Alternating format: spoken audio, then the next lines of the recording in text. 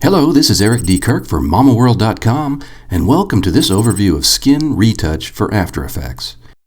Skin Retouch helps you with beauty work, in particular if you want to smooth the skin or remove wrinkles.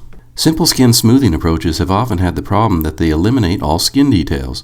This results in a plastic-like, unnatural look. With Skin Retouch, you can smooth the skin but still preserve all fine details of the skin texture. Yes, this looks much better. Here is how Skin Retouch works. Skin Retouch uses a technique called frequency separation to split the image into two separate layers. The high frequencies, which contain the fine skin details, and the low frequencies, which contain everything else. Now you can modify the two layers in whatever way you like. To smooth the skin, we apply some blur to the low frequencies. Then we combine this blurred image again with the skin details to obtain the final result. As you can see, the skin looks smooth, but the fine skin texture is still preserved. Let's see how this looks like in After Effects. We select our layer and click the Isolate Skin Details button of Skin Retouch. As you can see, the layer is now replaced by two layers.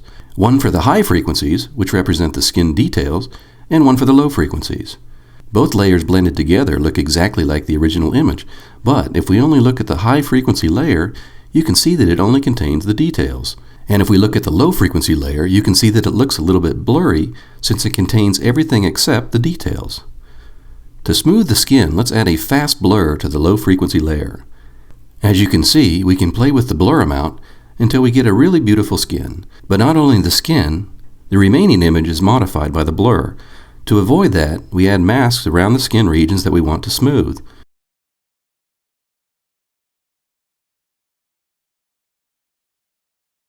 To limit the blur only to those skin regions, we add the mask as compositing options of the fast blur effect. Finally, we feather the mask a bit to finish our skin retouch. Now let's say we want to get rid of those wrinkles. If we inspect the high frequency layer with the skin details, you can see that the wrinkles are clearly visible on this layer. We use the clone stamp tool now on this layer to remove the wrinkles. Let's say we paint over the wrinkles here by using material from that region.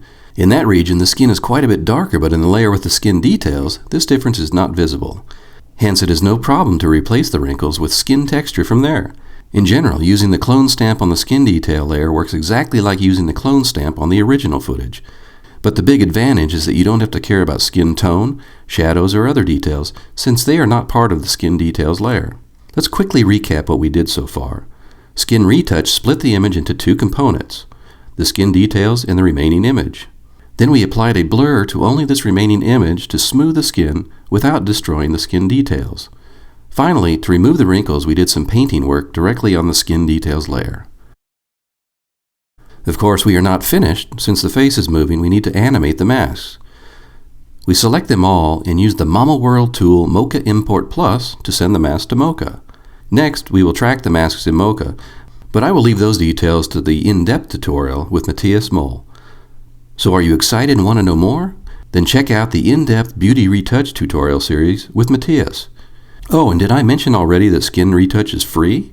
Yes, the MamaWorld team wants to say thank you to you all. Thanks to all of you, we can do the job we love and develop products that we are excited about. To show our appreciation, the Skin Retouch extension is available for free. Again, this is Eric D. Kirk for MamaWorld.com, and we'll see you next time.